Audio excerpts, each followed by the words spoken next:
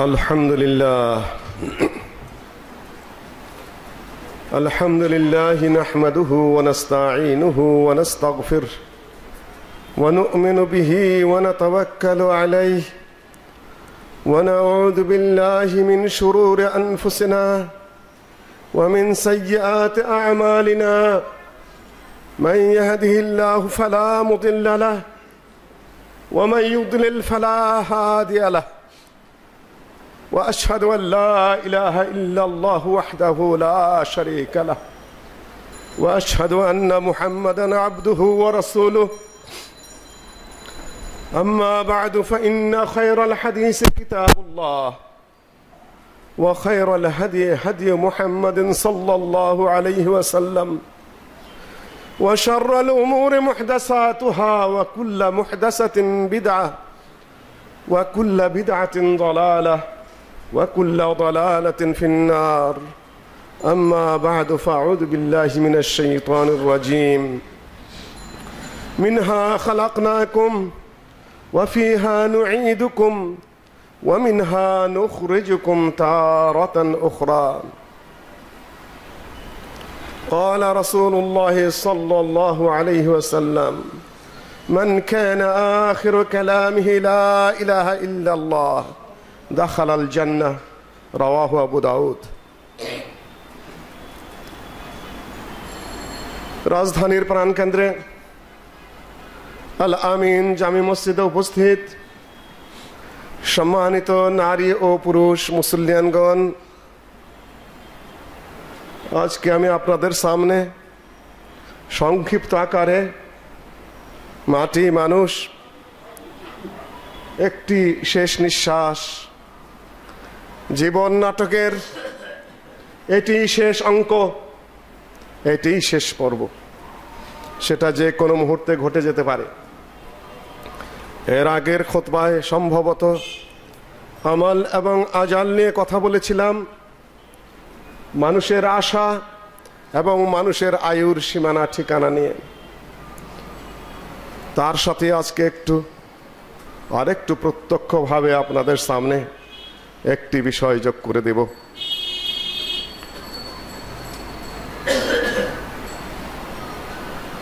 মাটি দিয়েই মানুষকে বানানো হয়েছে।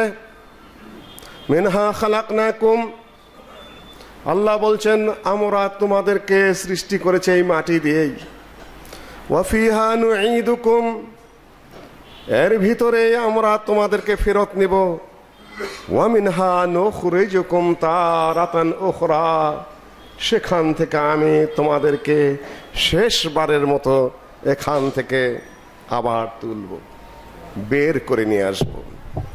মানুষ যদি তার জীবনের প্রতিনিয়ত এই তিনটা জিনিস খেয়াল রাখে, কোথা থেকে তার সৃষ্টি, কোথায় সে ফিরে যাচ্ছে, সেখান থেকে আবার সে কোথায় যাবে, এই তিনটা জিনিস যদি মানুষ মনে রাখে, মানুষ অন্যায় করতে পারে না, মানুষ পাপাচার করতে পারে না, মানুষ দুর্নীতি করতে পারে না, মানুষ অহংকার করতে পারে না, মানুষ গর্ব করতে পারে না, কেননা মানুষ নিজেকেই নিজে ভুলে যায়।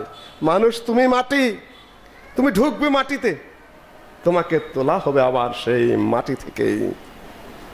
এই মাটিটাকে বুঝতে হবে মাটি কি। মাটি আল্লাহ ওয়াহদাহু লা শারীকা লাহু সৃষ্টি করেছেন, এই মাটি থেকে আবার মানুষকে সৃষ্টি করেছেন। মাটি আবার সবকিছু ধারণ করে তার ভিতরে। ওয়া আখরাজাতিল আরদু আসকালাহা, ফুৎকার দেওয়ার যে ফেরেশতা ইসরাফিল নাম নিয়ে হাদিস এসেছে, তার ফুৎকারের সাথে সাথে মাটি তার বোঝাগুলো বের করে দেবে। যত বোঝা রয়েছে, মানুষ তো কোনো এক ফুৎকারে সব মারা যাবে, সব মাটির নিচে ঢুকে পড়বে। শুধু মানুষ কেন, জীব জন্তু গাছপালা সকল কিছু মাটির নিচে ঢুকে পড়বে। আর এক ফুৎকারে ওয়া আখরাজাতিল আরদু আসকালাহা, এই মাটি তার ভিতরে যত বোঝা ঢুকিয়ে রেখেছে, যত কিছু গোপন করে রেখেছে, যত কিছু লুকিয়ে রেখেছে, সব বের করে দেবে। সব তো মাটির নিচেই লুকায়, যেভাবেই হোক সব কিছু লুকানোর জায়গা হলো এই মাটি। কিন্তু আমরা মাটিকে তিন ভাবে ব্যবহার করি। সাধারণত কেউ কেউ মাটির পূজা করি, কেউ কেউ হয়তো বা এই মাটিকে ভুলে থাকি, অবজ্ঞা করি, কেউ কেউ মাটি প্রসঙ্গে জ্ঞান রাখি, কেউ কেউ মাটির পূজা করি, মাটিকেই সিজদা করি। ও আমার দেশের মাটি, তোমার পরে ঠেকাই মাথা। এটাকে আল্লাহর জন্য মাটিতে সিজদা করা নয়, এটা মাটিকেই সিজদা করছে তার ভাষায়। জাতীয় সঙ্গীতে অনেকেই কথা বলেন, যে পর্যন্ত আমাদের গান গাওয়া হয় ওইটুকুর মধ্যে শিরক নাই, পরবর্তী লাইনগুলোতে রয়ে গেছে, ওইটুকু গাওয়া হয় না, কাজে এই নিয়ে আমরা বেশি কথা না বলি। কিন্তু শেষে মাটির মধ্যে মাটিতে মাথা লাগানোর কথা রয়েছে। সম্মানিত উপস্থিতি, আর কি আমাদের চিন্তাবিদ্ধের মাথা মানসিকতা। আজকাল ছেলেরা, মুসলিম ছেলেরা যারা খেলাধুলা করে, ওরাও ভালো ইসলাম গ্রহণ করছে। অনেকেই দাড়ি রাখছে, অনেকেই হজ করছে, অনেকেই ওমরা করছে, অনেকেই সালাত আদায় করছে, সেঞ্চুরি টেঞ্চুরি ভালো কিছু করলে খেলার মাঠে সেজদা করছে। যদিও খেলার জায়েজ না জায়েজ আমি ফতোয়া দিচ্ছি না, ওই সেজদাটা জায়েজ কিনা সেটা আমি ফতোয়া দিচ্ছি না। আমি বলছি তাদের মানসিকতার চেঞ্জ হচ্ছে, মুসলিম মেন্টালিটি। আমরা মুসলিম, আমাদের আল্লাহর পথে থাকতে হবে। আগের যুগের ওইটা নাই, কিন্তু পত্রিকালাটা ওটাও সহ্য করে উঠতে পারে না, বলে সেঞ্চুরি করার পর উবু হয়ে মাটিতে মাথা থেকে আনুষ্ঠানিকতা পালন করেছে। মানসিকতা কোন জঘন্য মানুষের, তো ওরা মুসলিম সাংবাদিক, ওরা বোঝে না, ওরা বুঝে না, যেভাবেই হোক শুকরিয়ার জন্য আল্লাহর কাছে মাথা টেকায়। আর ওরা বলে উবু হয়ে মাটিতে মাথা লাগে আনুষ্ঠানিকতা পালন করেছে পত্রিকায়। তার মানে ওইটুকু সিজদার কথাটা উচ্চারণ করতে চায় না, ওটাতে মানুষকে বিভ্রান্ত করে অন্যদিকে নিয়ে যেতে চায়। ওরা আমাদের চিন্তাবিদ, ওরা আমাদের সাংবাদিক, ওরা আমাদের শিক্ষিত তথাকথিত সুশীল সমাজ। একদল মাটিকে সেজদা করে, আরেক দল মাটি না আনুষ্ঠানিকতা করে, আরেক দল শুধুমাত্র কবর দেয়। কত আনুষ্ঠানিকতা কবরের, কবর না শুধু বেদাত আর বেদাত করে মাটি নিয়ে। ভালো করে খেয়াল করবেন, এক দলের শুধু আনুষ্ঠানিকতা, আরেক দলের বেদাতে লিপ্ততা। বেদাত সেটা জাতীয় পর্যায়ের বেদাত, বেদাত সেটা হুজুরি পর্যায়ের বেদাত, বেদাত সেটা পারিবারিক পর্যায়ের বেদাত, বেদাত সেটা আনুষ্ঠানিকতার বেদাত। মারা গেল আপনি কোরআন সুন্নায় যেভাবে আছে সেভাবে তাকে কবরস্থ করবেন। আপনি কেন এত আনুষ্ঠানিকতা করছেন? কেন তাকে এটা ওটাতে ঢেকে দিচ্ছেন? কেন আপনি ওখানে ফায়ারিং করছেন? কেন আপনি ওখানে সেলুট দিচ্ছেন? কেন আপনি ওখানে পা তুলে করছেন? আপনি জানেন তার কি হচ্ছে? আপনি কি বোঝেন তার কি হচ্ছে? আল্লাহ নবী যে বলেছেন, ইন্নাল মাইয়িতা লা ইউআযাবু বিবুকাই আহলিহি, যদি তার লোকজন তার জন্য অতিরিক্ত কান্নাকাটি করে, অতিরিক্ত প্রশংসা যদি করে, অতিরিক্ত গীত গাথা যদি শুরু করে, এই জন্য এই মৃত্যু ব্যক্তির শাস্তি হয়, আযাব হয়। হাদিসে সহিহ, আপনি জানেন না? আর যদি কেউ মৃত্যুর আগে একটু আশা করে যে আমার জন্য যেন এগুলা করা হয়, মৃত্যুর পরে তার শাস্তি আরো বেশি। আপনি জানেন না যে যখন এইভাবে প্রশংসার ছটা দিয়ে দুনিয়া একাকার করা হয়, সাধারণ খবর যেটা সেটা যাবেই, দোয়া যেটা ইন্না লিল্লাহি ওয়া ইন্না ইলাইহি রাজিউন, অন্যান্য দোয়া তো পাঠ করতেই হবে।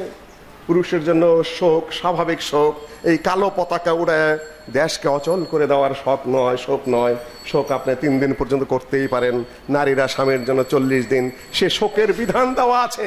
পোশাক পরিচ্ছদের কি হবে, তার গয়নাকাঠের কি হবে, সে বিয়ে বসতে পারবে না কতদিন, শোকের ধারা বিবরণ দেওয়া আছে। আপনি কালো বেশ ধারণ করছেন, আপনি দেশ অচল করে দিচ্ছেন, আপনারা এটা সেটা করছেন। আপনার কি মৃত্যুর পরে কি হয় সেটাকে আদৌ বোঝেন? আদৌ কি চিন্তা করেছেন? একটা করে প্রশংসা করেন, ফেরেশতা মুখের মধ্যে গুতা মারে মৃত্যুর, যে তুমি এই ছিলে নাকি। আরেকটা করে অতিরঞ্জন করেন, আরেকটা করে গুতা মারে ফেরেশতা, তুমি এরকম ছিলে। পৃথিবীর প্রশংসা করে আপনি না ওকে ঠেকাতে পারছেন না, সে নিজেকে নিজে আত্মরক্ষা করতে পারছে। ওখানে মহা বিপদের মধ্যে ঠেলে দিয়েছেন। একেই সে মহা বিপদগ্রস্ত, কাল গারিকিল মুস্তাগীস, যেন সাঁতার না জানা মানুষ সাগরের মধ্যে পড়ে যেমন সে ডাকতে থাকে, আমাকে বাঁচাও বাঁচাও, উদ্ধার করো বলে চিৎকার পাচ্ছে। আর আপনারা দুনিয়ার আনুষ্ঠানিকতা আর বেদাতি কর্মকাণ্ড নিয়ে তার শাস্তির মাত্রা আরো বাড়িয়ে দিচ্ছেন। বোঝেন কিছু? এই মাটি কি চিনেন? বোঝার চেষ্টা করুন। সৌদি আরবকে আল্লাহ রহম করুক, বাদশাহ মারা গেলেও যে কবরস্থান, সাধারণ ফকির মারা গেলে ওই একই কবরস্থান। ফকির মারা গেলে যে কাপড়, বাদশাহ মারা গেলে সেই একই কাপড়।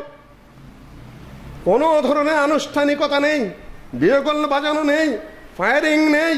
কেন? তাদের আখিরাতে বিশ্বাস করে। যতই আমরা রাজতন্ত্র বলে গালিগালাজ করি না কেন, যত কথাই বলি না কেন, সে ত্রুটি বিচ্যুতি থাকতেই পারে, কিন্তু শরীয়তের একান্ত যতটুকু বিধান সেখানে এখন পর্যন্ত আলহামদুলিল্লাহ তাওহীদ এবং সুন্নতের উপর কায়েম রয়ে গেছে। আপনারা উড়িয়ে দেন যে ওহাবি বিধান পালন করে। আরেকটা প্রতারণা, আরেকটা মিথ্যাচার। কোরআন এবং সহিহ হাদিসের উপর আমল করে সে ওহাবি। এই জন্য আরবি কবি বলেছেন, লাউ কানা ইত্তিবাউ আহমদ তাওয়াহুবা ফালইয়াশহাদ সাকালান আন্নী ওহাবিয়্যু। সম্ভবত মরক্কোর এক আরবি কবি। যদি আল্লাহর বিধান মানা এবং রাসূলের আনুগত্য করা, কোরআন এবং সুন্নাহ মানলেই যদি ওহাবি হয়, তাহলে জেনে রাখো জিন ও ইনসান সাক্ষী থাকো, আমি ঘোষণা দিচ্ছি আমি নিজে ওহাবি। কি বলছেন এগুলো? নিজের চিন্তা করুন। এই ঘটনা ঘটছে। মৃত্যু যখন শুরু হয় তখনই ফেরেশতারা এসে যায়, ইয়াদরিবুনা উজুহাহুম আদবারাহুম। আত্মা বের করে দাও, রূহ বের করে দাও। এখন আমানত ছিল তোমার মধ্যে, চিরজীবন কি করেছো? ইয়াদরিবুনা উজুহাহুম আদবারাহুম। মুখের মধ্যে এবং পিঠের মধ্যে, পাছার মধ্যে ঘুষি দিতে থাকে ফেরেশতারা। সম্মানিত উপস্থিতি, মাটি। তিরমিজিতে হাদিস এসেছে, তিরমিজিতে হাদিস এসেছে, জামিয়ে তিরমিজি। আল্লাহ নবী বলেছেন যে কোনো এমন একদিন নেই যেদিন মাটি কথা বলে না, যেদিন মাটি ডাকে না। মাটি ডাকে, আহ্বান জানায়, বলে, ডেকে ডেকে বলে, আনা বাইতুল গুরবাহ, আনা বাইতুল ওয়াহদা, আনা বাইতুত তুরাব, আনা বাইতুদ দুধ। শোনো হে মানুষরা, যারা পৃথিবীর বুকে হেঁটে বেড়াচ্ছ, আমি একাকিত্বের জায়গা, আমি নির্জনের জায়গা, আমি প্রবাসের জায়গা। গরবা আমরা গরিব বলতে বুঝি, ফকির মানুষ আরবিতে গরিব বলতে বোঝানো হয় যারা প্রবাসী, যার কোনো আত্মীয় স্বজন যেখানে থাকে না, সেটা হলো বাইতুল গরবা। আনা বাইতুত তুরাব, আমি মাটির ঘর। এটা বিল্ডিং নয়, এটা রাজপ্রাসাদ নয়, এটা কোনো ভবন নয়, এটা হচ্ছে মাটি। এটা মাটির ঘর আমি। পৃথিবীর যত বড়ই তুমি হও, তুমি যত বড় প্রভাবশালী হও, যত বড় ক্ষমতাসীন হও, যত ধন দৌলত সম্পদ তোমার থাক না কেন, তুমি মাটি। তোমার ঘর এখন মাটির ঘর। মনে রাখতে হবে, আল্লাহ ধন সম্পদ দিলে অত ভোগ করতে নাই। মাটিকে চিন্তা করে, আমি মাটি, আমার ঘর মাটি, এটা চিন্তা করেই আপনি ভোগ করেন, জায়েজ আছে, কিন্তু অতিরঞ্জন নয়। স্বাভাবিক সীমাবদ্ধতার মধ্যে যা বাঁচবে শুধু ব্যয় করবেন, দান করবেন। আনা বাইতুল গুরবাহ, আনা বাইতুল ওয়াহদা, আনা বাইতুত তুরাব, আনা বাইতুদ দুধ। আমার ঘরের মধ্যে আজকে তুমি মূর্তি নিয়ে আসো, আজকে ছবি নিয়ে আসবে, আজকে কি নিয়ে এসেছো এখানে? ঘরের মধ্যে যতই না করা হোক, শেখ আব্দুর রাজ্জাকরা যতই বক্তৃতা করুক, ছবি মূর্তি আলমারি ভরতে রাখবেন না। কই শুনছেন? কই মানছেন? কোথায়? আজকের এই দীর্ঘদিনের এই ঘরের মধ্যে কি আপনার জন্য? বাইতুদ দুধ, শুধু পোকা, শুধু মাকড়, শুধু সাপ, শুধু বিচ্ছু কিলবিল কিলবিল করছে সেখানে। আজকে আপনার মূর্তি নিয়ে ঢোকেন, বলে যান, ওসিয়ত করে যান সন্তানেদেরকে, ওই যে আলমারির মূর্তিগুলাতে কিছু আমার কবরের মধ্যে ঢুকিয়ে দিস। আমি যত আদর্শ ফলো করি, যত নীতি ফলো করি, পৃথিবীর কত বিধি বিধান আমার মাথার মধ্যে কিলবিল কিলবিল করছে, কিন্তু কবরে যাওয়ার সময় বিসমিল্লাহ আলা মিল্লাতে রাসূলিল্লাহ, বিসমিল্লাহ আল্লাহর নবীর মিল্লতের উপর আজকে আমি কবরে যাচ্ছি। কেন? আজকে আপনার নেতারা কোথায়? আজকে আপনার আদর্শগুলো কোথায়? দেশ থেকে বিদেশ থেকে কত কিছু আপনারা আমদানি করে সারা পৃথিবীতে ছড়িয়ে দিচ্ছেন। আজকে কেন মুহাম্মদের আদর্শে কবরে কেন? আজকে লেনিনের আদর্শে যান, আজকে মাও সেতুকের আদর্শে যান, আজকে ডারউইনের আদর্শে কবরে যান। ওরাই তো আপনাদের আদর্শ। কেউ কেউ তো দাম্ভিকতার সাথে ঘোষণা দেয়, আমি কোনো ধর্মই মানি না, আমি মুসলমান না, আমি হিন্দু না, মুসলিম সন্তান।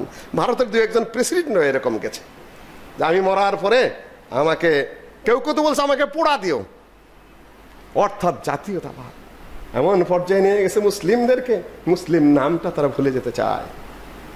আমার ওদের আবার জানাজা করে মৌলবীরাই, স্বঘোষিত বিধর্মীদের জানাজা আবার মৌলবীরাই করে। ওরে মৌলবী, ওরে মৌলবী। সম্মানিত উপস্থিতি, কবর ডাকে, আসো আমার কাছে আসতে হবে কথা বলে। যখন মুমিন ব্যক্তির মৃত্যু হয় কবর তাকে ডাকে, মারহাবান ওয়া আহলান, স্বাগতম স্বাগতম, most welcome, you are at your home. আহলান, আহলান মানে তুমি তোমার নিজের পরিবারে চলে এসেছো, পৃথিবীর পরিবার রেখে এসেছো, কবরের মধ্যে তুমি তোমার পরিবারের মধ্যে চলে এসেছো। আহলান, তুমি তোমার বাড়িতে রয়েছ। মারহাবান, স্বাগতম, ওয়েলকাম, আসো। শোনো, কবর তারপরে তাকে বারবার বলছে ওখান থেকে যে শোনো, আমার উপর দিয়ে তোমরা হেঁটেছো, সৎ কাজ করেছো, ন্যায় কাজ করে এসেছো, ভালো কাজ করে এসেছো, তাওহীদ এবং সুন্নতের উপর কায়েম ছিলে, ইবাদত করে এসেছো।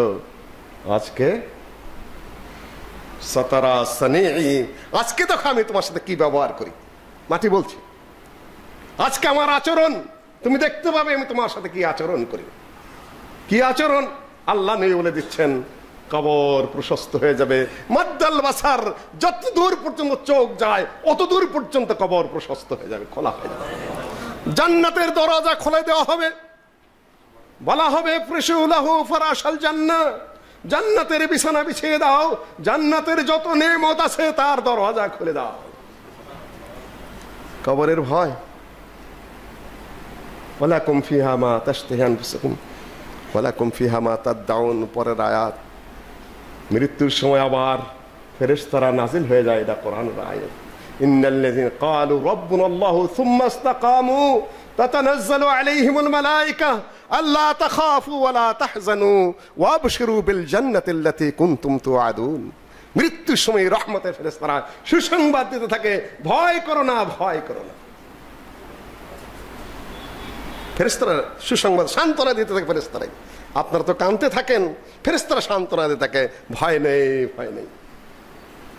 আল্লাহ তাখাফু ওয়া লা তাহজানু, ভয় করো না, দুশ্চিন্তা করো না, সান্ত্বনা দিতে থাকে।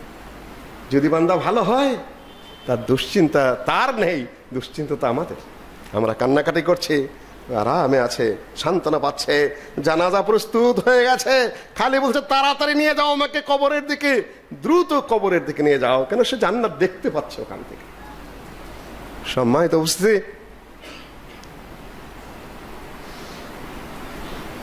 ফাসেক ফাজের কাফের বান্দা তাদেরকেও মাটি ডেকে ডেকে বলছে, তাদেরকেও মাটি ডেকে ডেকে বলছে, হে যারা কুফরির মধ্যে আছো, শিরকের মধ্যে আছো, আল্লাহ এবং তার রাসূলের বিধিবিধান পালন করছো না, শোনো, আসো আমার কাছে আসো, দেখবে ফাসাতারাসানি, আমার কাজ তুমি দেখতে পারবে, আমি কি করি তা খুব শীঘ্রই এখনই বুঝতে পারবে। যাওয়ার সাথে সাথে প্রশ্ন শুরু হয়ে যায়, শাস্তি শুরু হয়ে যায়, চাপ দেওয়া শুরু হয়ে যায়, ভেঙ্গে চুড়ে হাড় গুঁড়া হয়ে একাকার হয়ে যায়। জাহান্নাম থেকে দরজা খুলে দেওয়া হয়, শাস্তিগুলা সরাসরি জাহান্নাম থেকে কবরের মধ্যে আসতে থাকে। হাদিসে এসেছে 70টি সাপ তার জন্য নিয়োজিত করে দেওয়া হয়। 70 তিন্নিন, 70টি সাপ, বিষাক্ত সাপ নিয়োগ করা হয়। তার একটি সাপে যদি পৃথিবীতে একবার নিঃশ্বাস কাটে শুধু, তাহলে পৃথিবীর বুকে আর কোনো ফসল ফলবে না, অঙ্কুর উদ্গ্রহণ হবে না। এই তো মাটি, আপনি মাটি, যাবেন মাটিতে, মাটি দিয়ে গড়া দেহ মিশবে মাটিতে, শুধু 2-4 দিন ওঠা বসা শীতল পাটিতে, সাধারণ কবির কবিতা। এই মোর হাতে কোদাল ধরিয়া কঠিন মাটির তলে গাড়িয়া দিয়াছি কত সোনামুখ, নাই এ চোখের জলে। মাটিরে যে আমি বড় ভালোবাসি, মাটিতে লাগায়ে বুক, আয় আয় দাদু গলাগলি করি। মাটিতেই যদি হয় সুখ। মানুষ ওই সময় একটু গলাগলি করে, একটু কান্নাকাটি করে। নবী সাল্লাল্লাহু আলাইহি সাল্লাম কান্নাকাটি করেছেন মৃত্যুর সময়। তার স্বল্প বয়স্ক শিশু পুত্র ইব্রাহিম মারা গেলেন, একটু কান্না। এর আগেও বলেছি আমরা কাঁদতে চাই না, আমরা বড় কঠোর, আমরা বড় কঠিন। আমরা কান্নাকাটি করি কিছু হারিয়ে গেলে, আমরা কান্নাকাটি করি কিছু না পাওয়া গেলে, আমরা কান্নাকাটি করি রাগে রোষে। মেয়েরা সাধারণত কান্নাকাটি করে স্বামী স্ত্রী ঝগড়া হলে, স্বামীর 14 গোষ্ঠী উদ্ধার করে, কোথায় বিয়ে দিল বাবায়, কি কষ্ট করছি এই বলে ঝগড়া করে। আর যত কান্না শুধু ঝগড়া করে কান্দে মহিলারা, তার কিছু যদি আল্লাহর জন্য কান্নাকাটি করতো কতই না ভালো হতো। আল্লাহ নবী বলেন আল্লাহর ভয়ে যদি কোনো বান্দা মাছির চোখের পরিমাণ চোখের পানি ফেলে, আর চোখের পানিটা যে জায়গায় লাগবে আল্লাহ ওয়াহদাহু লা শারীকা লাহু ওই চেহারার জন্য জাহান্নামকে হারাম করে দেন। মাছির চোখের পরিমাণ। মাছির চোখ আপনারা দেখেছেন জ্যৈষ্ঠ মাসে, আষাঢ় মাসে যখন আম পাকে, কাঁঠাল পাকে, আম কাঁঠালের চোষার মধ্যে দেখুন বড় বড় মাছি পড়ে, ওই জায়গায় দেখে নেবেন টলটল টলটল করে মাছির চোখ। একটু পানি আল্লাহর জন্য ফেলা, প্রসঙ্গ হলেও ফেলবেন। আল্লাহ ওয়াহদাহু লা শারীকা লাহু বলেছেন ফালিয়াদহাকু কালিলা ওয়ালিয়াবকু কাসীরা, তারা যেন বেশি বেশি কান্নাকাটি করে, তারা যেন কম কম হাসে। আল্লাহ নবী বলেন শোনো, লাউ তা'লামুনা মা আ'লাম, আমি যা জানি তা যদি তোমরা জানতে, আমি যা দেখি তা যদি তোমরা দেখতে, তাহলে তোমরা হাসতে না, শুধু কান্নাকাটি করতে। কিন্তু আমি যা দেখি, আমি যা শুনি, তা তো তোমরা সরাসরি ওভাবে দেখতে পারো না, ওভাবে শুনতে পারো না, কাজেই তো তোমরা তা করো না। এমনকি তোমরা লাজ্জাতগুলো, দুনিয়ার ভোগ বিলাসের সামগ্রীগুলাকে একেবারেই প্রত্যাখ্যান করতে। বাচ্চা শিশু নবী সাল্লাল্লাহু আলাইহি সাল্লামের পুত্র মারা গেলেন। আল্লাহ নবী তার কাছে বসে বললেন, ইয়াহজানুল কলব ওয়া তাদমাউল আইন ইন্না বিকা ইয়া ইব্রাহিম লামাহজুনুন। অন্তর আমার বড় শোকগ্রস্ত, আমার আত্মা আজকে বড় কষ্টের মধ্যে আছে, চোখ দিয়ে আমার পানি পড়ছে, অশ্রু জল গড়িয়ে পড়ছে, অশ্রু গড়িয়ে পড়ছে। ইন্না বিকা ইয়া ইব্রাহিম লামাহজুনুন, হে ইব্রাহিম, হে আমার প্রিয় পুত্র, তোমার বিরহে, তোমার চলে যাওয়ায় আমি আজকে বড়ই শোকগ্রস্ত, বড়ই কাতর। সহ্য করতে হয়, ধৈর্যও ধরতে হয়। সাহাবাদের প্রতি যদি আল্লাহর নবীর যে কত মহব্বত, কত ভালোবাসা, শুধু নিজের সন্তানের জন্য নয়। উসমান বিন মাজউন রাদিয়াল্লাহু তাআলা আনহু মারা গেলেন, আল্লাহর নবী তার কাছে গেলেন, এই মৃত লাশের কপালে চুমা দিয়ে আল্লাহর নবী এত কান্নাকাটি করতে থাকলেন যে আল্লাহর নবীর সেই চোখের পানি মোবারকে উসমান বিন মাজউন রাদিয়াল্লাহু তাআলা আনহুর চেহারাই ভেসে গেল। এত মায়া করতেন। উহুদের যুদ্ধ শুরু হয়ে গেছে, অনেকেই শাহাদত বরণ করলেন। মুসআব বিন উমাইর, যাকে আল্লাহ নবী মক্কা থেকে এই তরুণকে পাঠিয়ে দিয়েছিলেন মদিনাবাসীকে কোরআন শেখানোর জন্য, আল্লাহর নবীর বাণী শেখানোর জন্য, হাদিস শেখানোর জন্য, শরীয়তের বিধিবিধান শেখানোর জন্য, তাদেরকে ইমামত করার জন্য এই বাচ্চা শিশুটাকে পাঠিয়ে দিয়েছিলেন। শিশু ছেলে, সে হিজরত করে চলে গেছে কোথায়? হাবাসায়। মক্কায় যখন ফিরে এসেছে, মা তাকে বন্দি করে রেখেছে, আর বেরোতে দেবে না। খুব ধনী মানুষের ছেলে, গায়ে আতর, সুন্দর পোশাক পরিচ্ছদ সব রয়েছে, আটকিয়ে দিলেন। না, এ তরুণ থাকতে চায় না, ইসলাম গ্রহণ করেছে। সেই মায়ায় বাড়ি থেকে বেরিয়ে গেল, সব পোশাক পরিচ্ছদ মা খুলে রেখে দিল, সামান্য চটের মতো কিছু পরে বাড়ি থেকে বেরিয়ে গেল। মদিনাবাসী যখন কিছু এসে ইসলাম গ্রহণ করলো 11 কিংবা 12 হিজরিতে, 99 সালে, তারা বললেন আমাদের জন্য একজন শিক্ষক পাঠিয়ে দেন। আল্লাহ নবী মুসআব বিন উমাইরকে পাঠিয়ে দিলেন শিক্ষক হিসাবে, তরুণ ছেলেকে। তিনি যে এমন দাওয়াতি কাজ করা শুরু করলেন মদিনায়। আপনারা তো দোষে ছেলেরা, হে যুবকেরা, তোমরা তো কোরআন শিখো না, তোমরা হাদিস শিখো না, তোমরা দাওয়াতি কাজ বোঝো না, তোমরা এই পথে নেই, কেন নেই? আল্লাহ নবী তো যুবককেই পাঠিয়ে দিলেন, তরুণকে পাঠিয়ে দিলেন। তিনি গিয়ে মদিনার ঘরে ঘরে ইসলাম প্রচার করে ফেললেন। এমন গ্রহণযোগ্যতা। আল্লাহ নবী হিজরত করে যাওয়ার পরে আল্লাহ নবীকে স্বাগত জানানোর জন্য কোনো লোকের অভাব ছিল না। মদিনার প্রতি ঘরে ঘরে তখন ইসলাম পৌঁছে গেছে। মাত্র 1.5 থেকে 2 বছরের মধ্যে একটা তরুণ ছেলের কত বড় অবদান। একটা মসজিদ করে ফেলেছেন আসাদ বিন জুরারার নেতৃত্বে। মুসআব ইবনে উমাইরকে আল্লাহ নবী বদরের যুদ্ধের 2টা ভাগ করলেন, মুহাজিরদের 1 ভাগ, আনসারদের 1 ভাগ। এই তরুণ যুবকের হাতেই মুহাজিরদের পতাকা দিয়ে দিলেন, উহুদের যুদ্ধের পুরা বাহিনীর পতাকা দিয়ে দিলেন এই মুসআব বিন উমাইরের হাতে। যোগ্যতা অর্জন করো। আমার আজকে এই বিষয় ইখতিয়ার করার মূল কারণ হলো আমার একজন প্রিয় শিষ্য,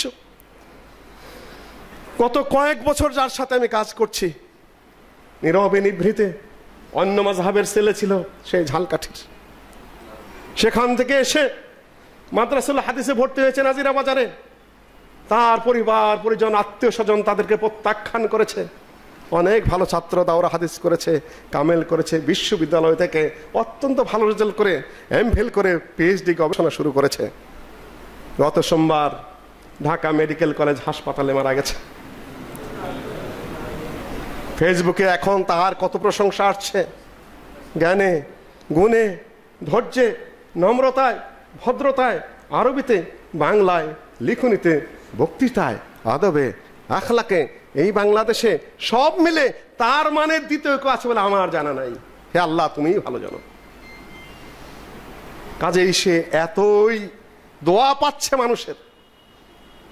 প্রায় 1,500 পৃষ্ঠার বই ইসলামের সমাজ জামাত সংগঠন লিখে চলেছি।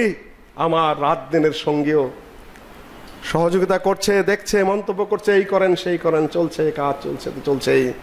বারবার বলছে স্যার এখন ছাপিয়ে ফেলি। আমি বললাম যে আমার মনোভূত হয় নাই, যে আপনার মনোভূত তো জীবনেও হবে না। গুনাহ মাপের উপায় বইটি লিখেছে, সেখানে আমার সম্পাদনা রয়েছে, নামটা দিয়েছে। এত অল্প বয়সে গুনাহ মাপের উপায় লেখার কি প্রয়োজন ছিল? মন্তব্য করছে। আমি বললাম, ও বলছে স্যার ছাপিয়ে দেই, কিছুটা সংস্কার হয়ে আসলে আমি বললাম যে আমার ছাপানোর সাধ্য নাই 1,500 পৃষ্ঠার বই, আর এই বই সহজে কেউ কিনবে না, এটা অন্য ধারার বই, এই বই সহজে কেউ কিনবে না, আমারও সাধ্য নেই। স্যার আমি ছাপি, যে আমি ডক্টর মুজাফফরকে বলেছি ওর সাধ্য আছে, ওর সামর্থ্য আছে, ও ছাপিয়ে দিতে চেয়েছে, চুপচাপ চলে গেল। আবার একদিন এসে আবার আমার সাথে বসে বলছে স্যার এখন ছাপিয়ে ফেলি। আমি কাজ শেষ হয়নি। তো স্যার আপনার কাজকে জীবনে শেষ হবে, আমি দেখে যেতে পারবো? আপনি না ছাপেন তো আমি ছাপবো? আমি তোমার অর্থনৈতিক অবস্থা জানি না?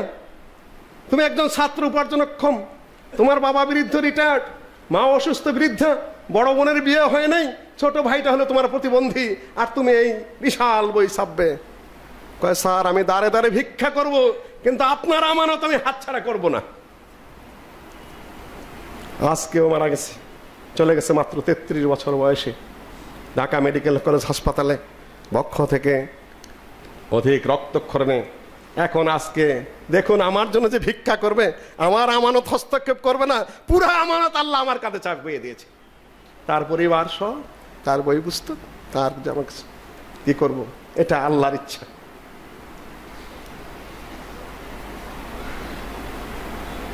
মানুষের ইচ্ছা কি, মানুষের আশা কি, আর আল্লাহ করেন কি?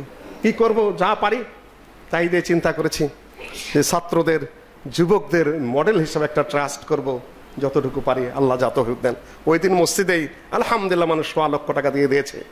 শেষ জানাজা পড়ে কপালে একটা চুমা দিয়ে আল্লাহ নবীর সুন্নতের আমল করে আমার দীর্ঘদিনের প্রিয় সঙ্গী এই যুবককে, তাকে এই দেশের জন্য গড়ে তোলার চেষ্টা করেছিলাম। নিজে তো পারিনি। আস্তে আস্তে মুরগির ওই ডিমটা, খোলসটা পড়ে যায়, ভিতর থেকে বাচ্চাটা বেরিয়ে আসে। আমি ওইরকম খোলসের মতো হয়ে গেছি যে কিছু কিছু বাচ্চা যদি ছেড়ে রেখে যেতে পারি। এই দেশে 50 লক্ষ আহলে হাদিস ছাত্র আছে, ছাত্রী আছে, ইসলাম বোঝে না, তাওহীদ বোঝে না, সুন্নত বোঝে না, জাহিলিয়াত বোঝে না, ঈমান বোঝে না, কুফরি বোঝে না, আদর্শ বোঝে না, সোশ্যালিজম বোঝে না, কমিউনিজম বোঝে না, ডারউইনের সেই মতবাদ বোঝে না। তারা শুধু পথে পথে উদ্ভ্রান্তের মতো ঘুরে বেড়ায়। নো, এটা তো তোমার কাজ নয়। চেয়েছিলাম আমাদেরকে সকল নীতি আদর্শ দিয়ে আমি যতটুকু পারি অতটুকু দিয়ে গড়ে রেখে যাও পৃথিবীতে। আমাকে ছেড়ে ওরা চলে যাচ্ছে। সম্মানিত উপস্থিতি, আমি যা বলছিলাম, নবী সাল্লাল্লাহু আলাইহি সাল্লাম কান্নাকাটি করতেন, চোখ দিয়ে পানি ফেলতেন, ছল ছল করে তার চোখ দিয়ে পানি পড়ে যেত। নবী সাল্লাল্লাহু আলাইহি সাল্লামের মৃত্যু হলো, ইন্তেকাল হলো। ওমর রাদিয়াল্লাহু তাআলা আনহু অজর ধারায় কান্না শুরু করলেন এবং বলা শুরু করলেন যে মান কানা, যদি কেউ বলে যে মুহাম্মদ সাল্লাল্লাহু আলাইহি সাল্লাম মারা গেছেন, আমি তার ঘাড় কেটে ফেলব। আবু বকর রাদিয়াল্লাহু তাআলা আনহু দূরে ছিলেন, দৌড়ে আসলেন, নবী সাল্লাল্লাহু আলাইহি সাল্লামের কাছে গেলেন। উনিও যে আল্লাহর নবীর চোখের পানি ছলছল করে ছেড়ে দিয়ে আল্লাহর নবীর কপালে চুমা দিয়ে আসলেন। দায়িত্ব তো দায়িত্বই, শুধু কানলে হবে না, বিহব্বল হয়ে গেলে হবে না। উনি দাঁড়িয়ে খুতবা দিলেন, মান কানা ইয়াবুদু মুহাম্মাদান ফাইন্না মুহাম্মাদান কাদ মাত। যারা মনে রেখো, কেউ যদি মুহাম্মদের ইবাদত করে থাকো, উপাসনা করে থাকো, মুহাম্মদ মারা গেছে। ফাইন্নাল্লাহ হাইয়ুন কাইয়্যুম লা ইয়ামুত, একমাত্র আল্লাহই হলেন চিরস্থায়ী চিরঞ্জীব, যিনি মরেন না। শান্ত হও, মারা গেছেন, মরবেনি মানুষ। তারপরে কোরআনের আয়াত তেলাওয়াত করলেন, ওয়ামা মুহাম্মাদুন ইল্লা রাসূল কদ খালাত মিন ক্বাবলিহি রুসুল আফা ইম্মা তাও কুতিলান কালাবতুম আলা আকাবিকুম। আল্লাহ পাক বলে দিয়েছেন, ওমা মুহাম্মাদুন ইল্লা রাসূল, মুহাম্মদ একজন রাসূল মাত্র, তার পূর্বে আরো কত রাসূল চলে গেছেন। আফা ইম্মা তাও কুতিলা, তিনি যদি মারা যেয়ে থাকেন কিংবা নিহত শহীদ হয়ে যেয়ে থাকেন, তোমরা কি ইসলাম থেকে পিছনের দিকে ফিরে যাবে নাকি? অনেকে বলে নবী নাকি এখনো মরে নাই, কোরআন দ্বারা মারা গেছেন, হাদিস দ্বারা মারা গেছেন। সাহাবীরা তাকে মাটির নিচে দাফন করে দিয়েছেন, তারপরে বলে পৃথিবীর মতো নাকি উনি জীবিতই আছেন। হ্যাঁ, কবরের জীবন যেটা সে তো আছেই, সেটা তো সাধারণ, সেটা তো আছেই, আলহামদুলিল্লাহ।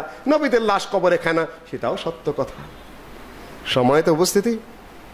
ফাতেমা রাদিয়াল্লাহু তাআলা আনহা বলছেন, তোমাদের কি ভালো লাগছে আমার বাবা নবী মুহাম্মদের তাকে মাটির নিচে রেখে মাটি চাপা দিতে? তাহসুয়া আলাক আলাইহি তুরাব, তার উপরে মাটি নিক্ষেপ করতে কি তোমাদের ভালো লাগছে? দুদিন আগে যে নবী মুহাম্মদ সাল্লাল্লাহু আলাইহি সাল্লাম জীবিত ছিলেন, যার সামনে তোমরা এত সম্মান করতে, যার স্যাপ তুথু কাশি একটু চুল একটু ঘাম পর্যন্ত উম্মু সালামা রাদিয়াল্লাহু তাআলা আনহা জড়ো করে রাখতেন শিশির মধ্যে। আল্লাহ নবীর ওখানে আল্লাহ নবী জিয়ারতে যেতেন, কতগুলো বাড়িতে আল্লাহ নবী খুব যেতেন। উম্মু সালামার বাড়িতে, কতগুলো মহিলার বাড়িতেও যেতেন। উম্মু সালামার বাড়িতে যেতেন, উম্মু আইমানের বাড়িতে যেতেন, বড়ই ভক্তি করতেন। চামড়া বিছিয়ে দিতেন উম্মে সালামা ঘুমানোর জন্য, আল্লাহ নবী সেখানে ঘুমিয়ে যেতেন। আর ঘুমানোর পর যে ঘামগুলা জড়ো হতো আল্লাহ নবী ঘামতেন, অনেক ঘামতেন। ওই ঘামগুলো আস্তে আস্তে জড়িয়ে জড়িয়ে তিনি শিশির মধ্যে রেখে দিতেন, আতরের ঘ্রাণ আসতো সেখান থেকে। সময় তো উপস্থিতি। ফাতেমা বলছেন, খুব ভালো লাগছে তোমাদের? আজাবা রাব্বান দা, আমার বাবা সেই রবের ডাকে সাড়া দিয়েছেন যিনি তাকে আহ্বান জানিয়েছেন। মৃত্যু 2-3 দিন পূর্বে আল্লাহ নবী ভাষণ দিয়েছেন, বক্তব্য দিয়েছেন যে আল্লাহ তার এক বান্দাকে ইখতিয়ার দিয়েছেন, আখিরাতের জীবনে ফেরত যাবেন না দুনিয়াতে থেকে যাবেন। সেই বান্দা আল্লাহর ডাকেই সাড়া দিয়েছেন। আকুল কলস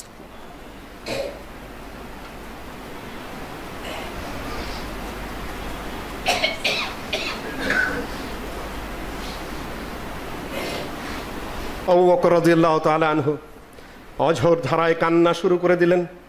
সবাই বলা বলি শুরু করলেন, এ তো আল্লাহর নবী একটা উপমা দিয়েছেন, উদাহরণ দিয়েছেন, আপনি কান্নাকাটি করছেন কেন? যে তোমরা তো অনেক কিছু বোঝো না।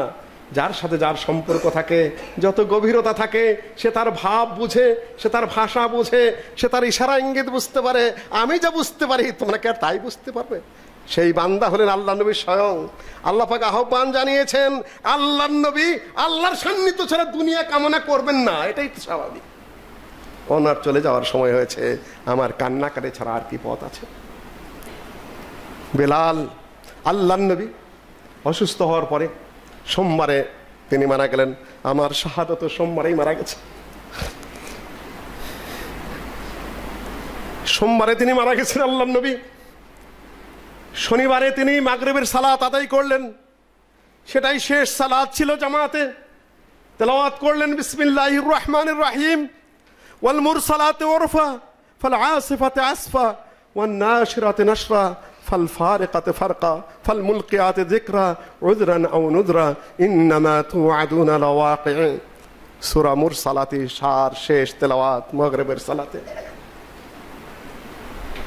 সেই যে নবী সাল্লাল্লাহু আলাইহি সাল্লামের মৃত্যুর পরে তার প্রিয় মুয়াজ্জিন বিলাল, যাকে আল্লাহ নবী বলতেন আরহিনিয়া বিলাল, হে বেলাল আজান দাও, তোমার আজান শুনে আমার মনটা শান্তি পায়, আমি সালাতের মধ্যে মনে শান্তি পাই, মনটা যেন কেমন করছে, ওয়াক্ত হয়ে গেছে, হে বেলাল তুমি আজান দাও। বেলাল আজান দিতেন, আল্লাহ নবী শান্তি পেতেন, সালাত আদায় হতো। আল্লাহ নবীর মৃত্যুর পরে বেলাল রাদিয়াল্লাহু তাআলা আর কোনোদিন আজান দেননি। নবী নাই, নবী নাই, নবী চলে গেছেন। আমার আজানের গুরুত্ব, আমার আজানের মর্যাদা এ কে বুঝবে? আমার আজান কে শুনবে? আজানের পরে যদি দেখি আমার নবী জামাতে আসেননি, ইমামতি করছেন না, আমি তো সহ্য করতে পারবো না।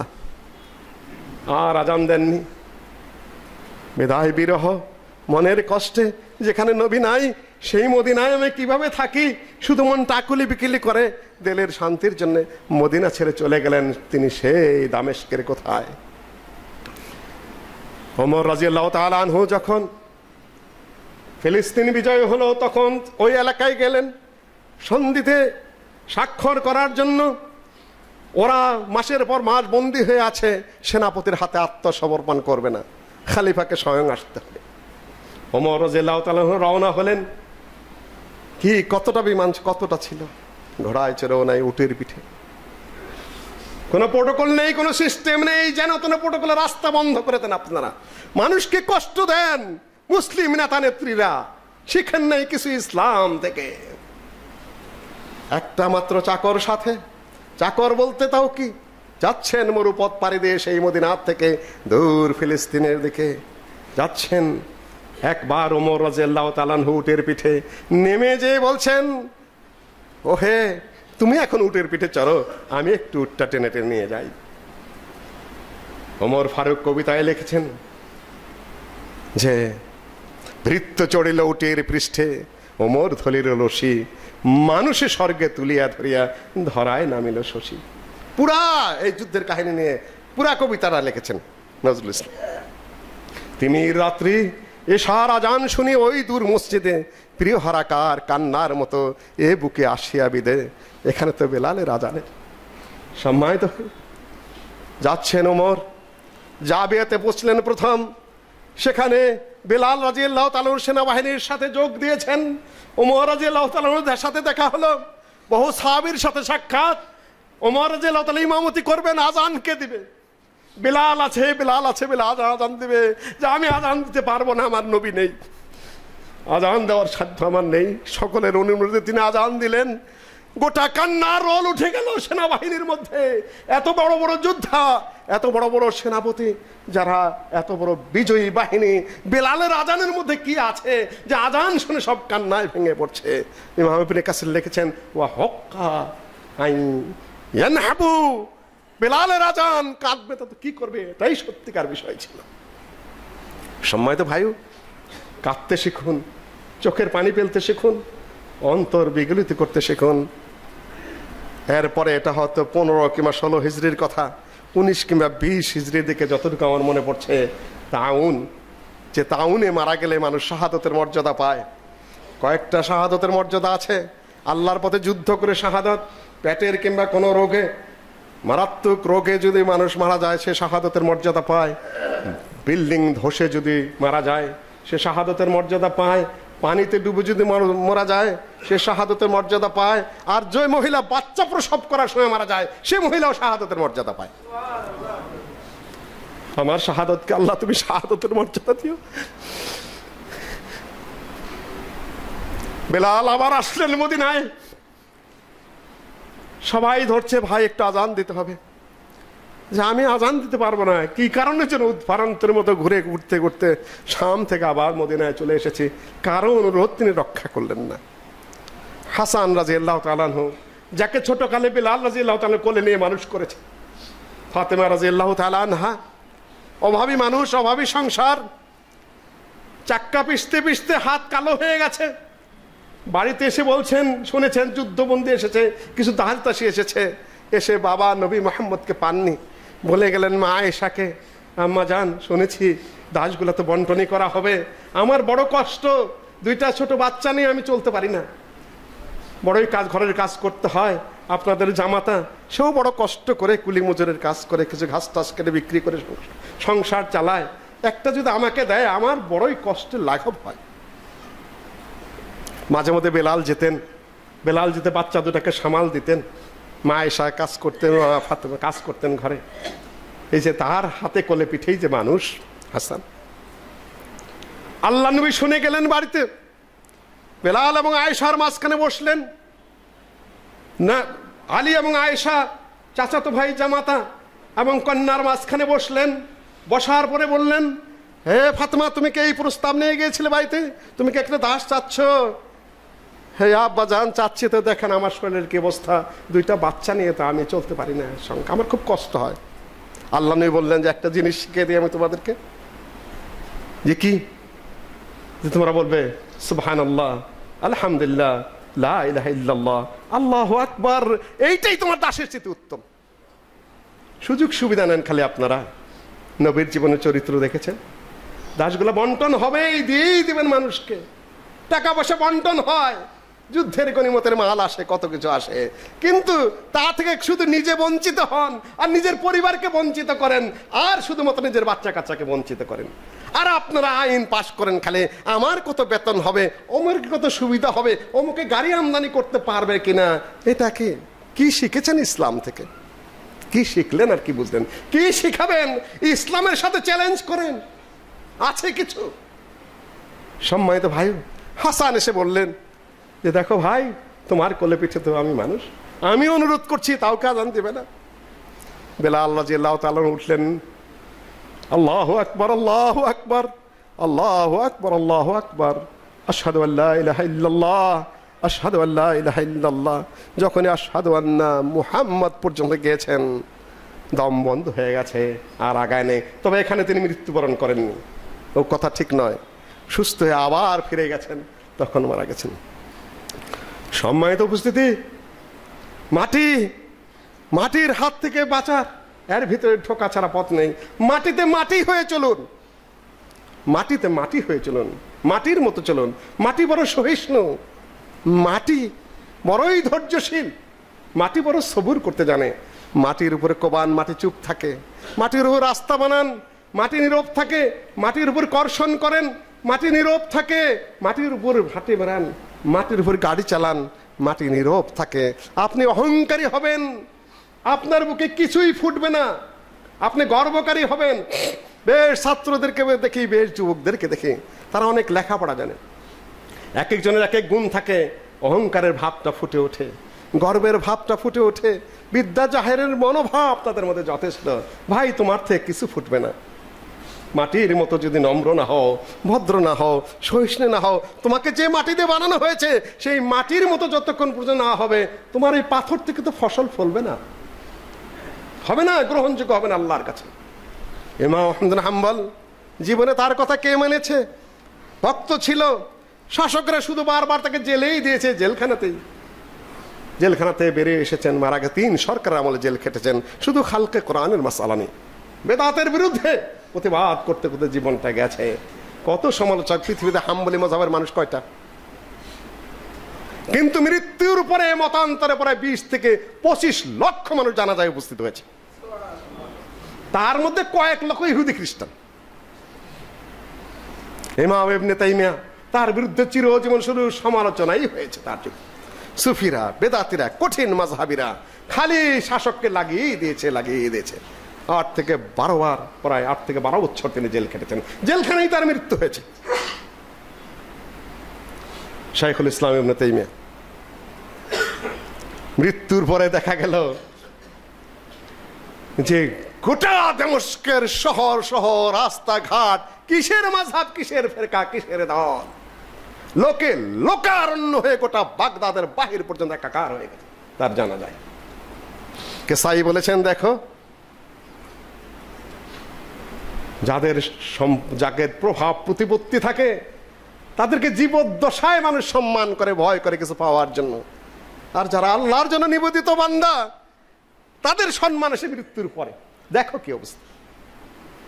হাদিসে এসেছে, আল্লাহর যে বান্দাকে আল্লাহ পাক ভালোবাসেন, জিবরাইলকে বলে দেন, হে জিবরাইল, তুমি আকাশে জানিয়ে দাও যে আমি তাকে ভালোবাসি। আকাশবাসীরা মাটিতে নীরবে জানিয়ে দেয় যে আমরা আকাশবাসীর এই বান্দাকে ভালোবাসি। এই পৃথিবীর মানুষেরা তাকে ভালোবাসা শুরু করে দেয়। মোহব্বত করা শুরু করে দেয় নীরবে নিভৃতে, তা কেউ বুঝে না। আমি বলছি মিটা দো হস্তি কো गर कुछ मर्तबा चाहे कि दाना खाक से मिलकर गुल से गुलजार होता है। তুমি আমিত্বকে ধ্বংস করে দাও, আমি আমি আমি আমি, এ কত এত আমি আমি।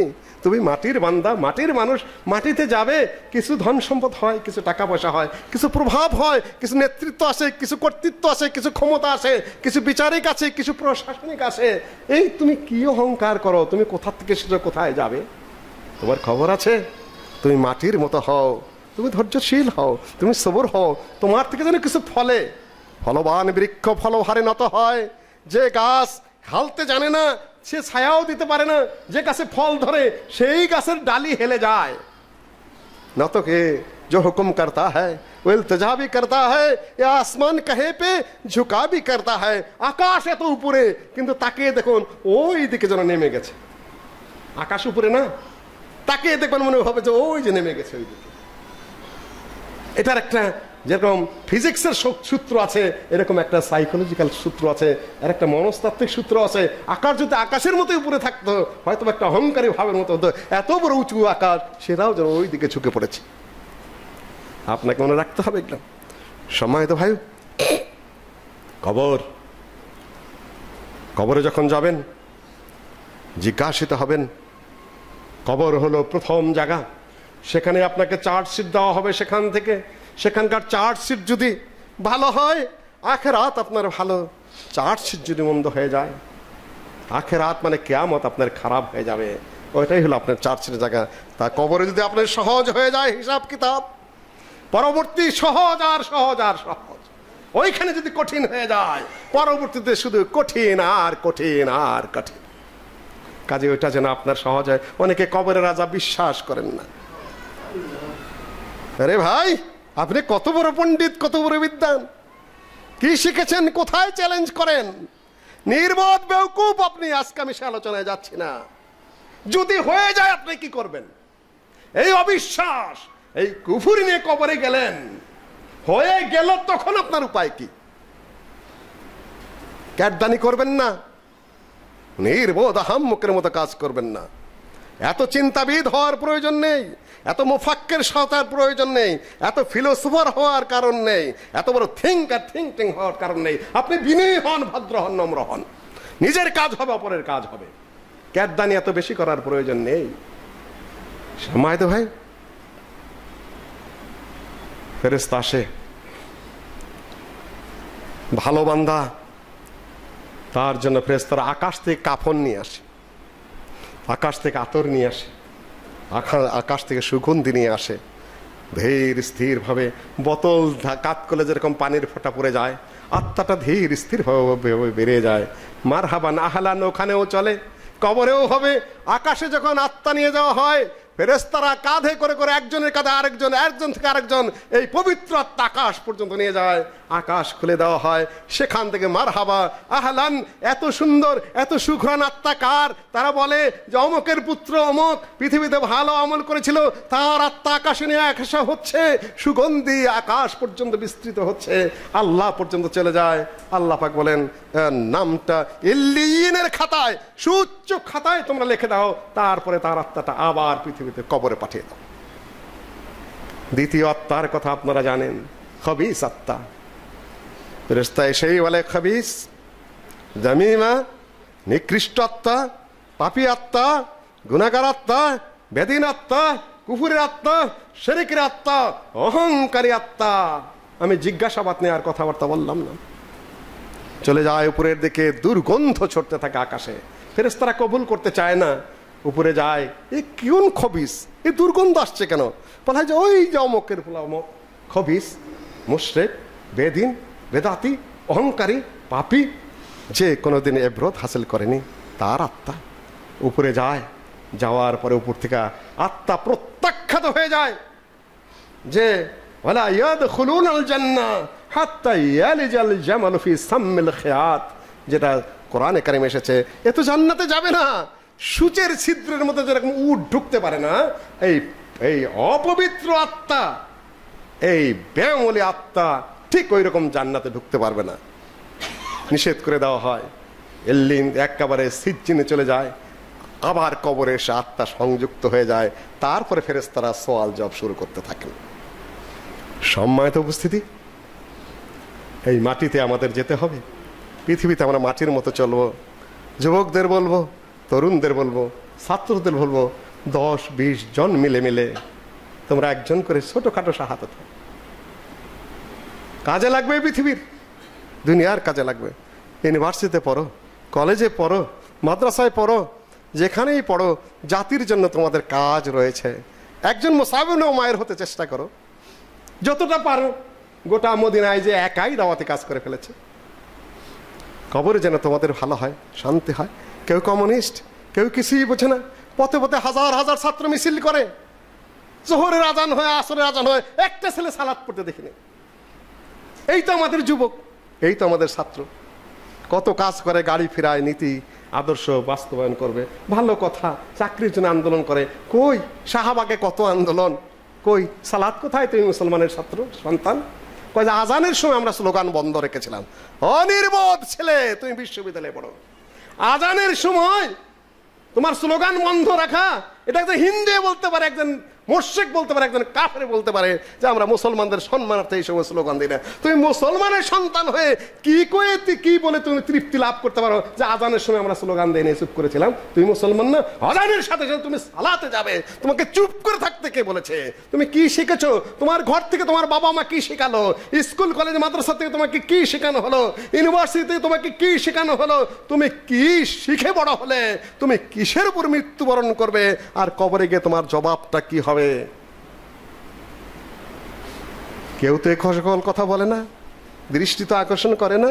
এটা আমাদেরই সন্তান, এটা আমাদের ঘর থেকে বেড়ে গেছে। মানুষের পেট থেকে সরীসৃপের জন্ম হলো, মানুষের পেট থেকে এই জাতীয় ছেলেপেলের জন্ম হলো, যারা আজান হয়ে যায় মাঠে মাঠে স্লোগান দেয়, বা ছেলে মেয়ে বসে বসে প্রেম করে। আজকে আমার একান্ত শিষ্যর মৃত্যুর দিনে, গত সোমবার, যুবকদের কাছে একটি অনুরোধ, তরুণদের কাছে অনুরোধ, ছাত্রদের কাছে অনুরোধ, যুবকদের কাছে অনুরোধ, ছাত্রীদের কাছে অনুরোধ, যুবতীদের কাছে অনুরোধ, শিশুদের কাছে অনুরোধ, তোমরা গড়ে ওঠো, লেখাপড়া করো, অহংকারহীনভাবে জীবনটাকে গড়ে তোলার চেষ্টা করো। আল্লাহ তোমাদের দুনিয়া মঙ্গল করুন, আখিরাত মঙ্গল করুন। আমি একটু ইশারা দিয়ে যাচ্ছি, মসজিদ এখনো 60 লক্ষ টাকা মসজিদের জন্য তোলার বাকি আছে। আলহামদুলিল্লাহ হয়ে গেছে, এটাও হয়ে যাবে। একটু বড়দান। এর আগে বলেছিলাম এই ছোটখাটো একটা ফ্ল্যাটের দাম অনেকেরই আছে, 2-3 জনে মিলে এটা শোধ করে দেবেন খুব তাড়াতাড়ি। খুব চাপের মধ্যে আছে, যেহেতু সময় বয়ে যাচ্ছে, শেষ পর্যন্ত শেষ টাইম এসে যাচ্ছে, আবার রিনিউ করা যাবে না হয়তোবা। খুব চাপের মধ্যে যারা দায়িত্ব নিয়েছেন, এই মসজিদের প্রতিষ্ঠাতা মোতাওয়াল্লি সাহেব এই গত সপ্তাহে অসুস্থ ছিলেন, এখানে সে বলে তোমাকে খবর জানায়নি, খবর তো কেউ জানায়নি। আমি তো ওই শাহাদতকে নিয়ে হাসপাতালে ব্যস্ত আছি, তার লাশ টাশ নিয়ে রাত দিন কান্নাকাটি করছি। কেউ তো আমাকে বলেনি কখন কি হবে। আমরা আশা করছি আল্লাহ তুমি তার হায়াতটা বাড়িয়ে দাও, ওনার জীবদ্দশায় জীবন আরো বাড়িয়ে দাও। সেই জীবন ভালো, যে জীবনে আমল বেশি হয়, আবার সেই জীবন খারাপ যে জীবনে আমল নাই, শুধু হায়াত বেড়ে যায়, পাপ বেড়ে যায়। আমলও বাড়িয়ে দাও, তার জীবদ্দশার জন্য আমাকে আমরা শুরু করতে হবে। এখানে সামনের কাতারে ভাইরা বসে আছেন, অনেক বড় রিস্ক নিয়েছেন আপনাদের পক্ষ থেকে। 25 লক্ষ টাকা তারা নিজেরা বায়না করেছে। এত বড় রিস্ক নিয়েছেন, সাহস করেছেন তারা। বারবার জানাতে চেষ্টা করেন ভাই বিপদে আছে, টাকাগুলো নিয়ে কি হবে? আপনারা দিয়েছেন, বহুত দিয়েছেন। একটু মোটা দান দিতে হবে এখন, যাদের সামর্থ্য আছে। টেনশনটা দূর করতে হবে, আল্লাহ যেন এটা করার তৌফিক দেয়। আর শাহাদতের বাবা বুড়ো মানুষ, ছোট ভাইটা প্রতিবন্ধী, তারপর বড় বোনটার বিয়ে হয়নি, ও চলে গেছে। অনেক পাণ্ডুলিপি তার রয়েছে, এক ইন্টারনেটে তার বহুত লেখালেখি। এখানে আমি তারে বলছিলাম দেখো ইন্টারনেটে কাজ করো তুমি, আমি পছন্দ করি। হয়তো তোমার মধ্যে ঢুকে যাবে জীবনের শেষ মুহূর্তে প্রদর্শনী, আখেরাত কিন্তু তোমার ধ্বংস হবে। ও চুপ করে থাকতো, অর্থাৎ বোঝাতো স্যার আমি ওই পথে হাঁটি না। আলহামদুলিল্লাহ একটা ট্রাস্ট এ দেশের কোটি ছাত্রর জন্য আমরা করতে চাচ্ছি। তাকে কেন্দ্র করে আজকে আমি মসজিদে কোনো আহ্বান জানাচ্ছি না। এদেশের ছাত্র যেন ওইভাবে স্বল্প চিকিৎসা, আমরা একটু ভুল করেছি, ভালো বড় ক্লিনিকে নিতে পারতাম হয়তোবা, ঢাকা মেডিকেল কলেজে নিয়েছি, তারাও চেষ্টা কম করেনি। ভালো হয়ে গেল, সুস্থ হয়ে গেল, রক্ত বন্ধ হয়ে গেল, সারাটা দিন গেল, রাত ভালো গেল, 10টার দিকে ওই দাঁড়িয়ে আছে দরজায়, জাকারে বলে স্যার অবস্থা খারাপ, রক্ত পড়ছে, তাড়াতাড়ি আসেন। মোটরসাইকেল ছাড়লাম, ডক্টর মুস্তাফিজ ঢাকা আলিয়া মাদ্রাসায় উনি গার্ড দিচ্ছেন, বললাম তাড়াতাড়ি আসেন, শাহাদাতের অবস্থা খারাপ। দৌড়ে উপস্থিত হয়েছে সে, উপস্থিত হওয়ার সাথে আশহাদু আল্লা ইলাহা ইল্লাল্লাহ ওয়া আশহাদু আন্না মুহাম্মাদুর রাসূলুল্লাহ বলে একটি হাসি দিয়ে পৃথিবী থেকে এই 33 বছরের যুবক বিদায় হয়ে গেছে। মান কানা আখিরু কালামিহি লা ইলাহা ইল্লাল্লাহ দাখালাল জান্নাহ।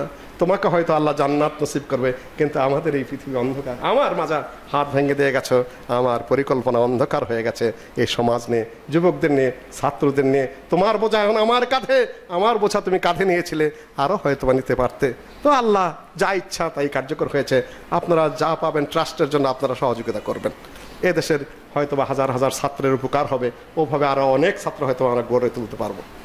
আল্লাহুম্মা আনসুর মান নাসারা দীনা মুহাম্মাদিন সাল্লাল্লাহু আলাইহি ওয়াসাল্লাম ওয়াজআলনা মিনহুম ওয়াখযুল মান খাযালা দীনা মুহাম্মাদিন সাল্লাল্লাহু আলাইহি ওয়াসাল্লাম ওয়ালা তাজআলনা মিনহুম।